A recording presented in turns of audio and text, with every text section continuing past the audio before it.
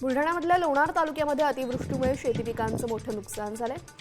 परिसरातील सर्व शेतांना तलावाचं स्वरूप आलं असून शेतातील पिकं पूर्णपणे नष्ट झाली। दरम्यान शासनानं सरसकट पंचनामे करण्याचे आदेश देण्याची मागणी शेतकऱ्यांनी केलेली आहे।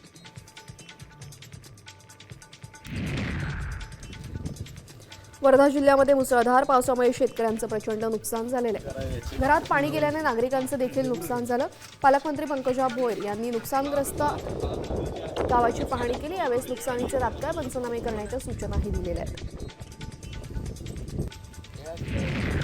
नागपूरच्या ऐतिहासिक सांस्कृतिक वारसा आणि मध्य भारताचा सांस्कृतिक वैभव असलेला मारबत उत्सव पार पडला। यंदा पिवळी मारबत उत्सवाचे 144वे वर्ष आहे। तर इडापिडा घेऊन जा रे मारबता अशी घोषणांमधून लोक आपल्या अडचणी, समस्या, त्रास यांचा प्रतिकात्मक विरोध करताना दिसतं।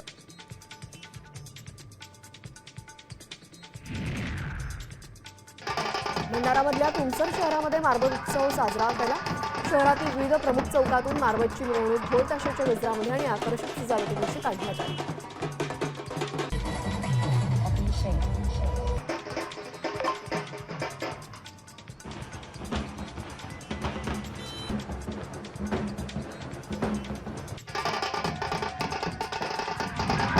आता isakal.com आहे देशातील नंबर 1 ची मराठी न्यूज वेबसाईट।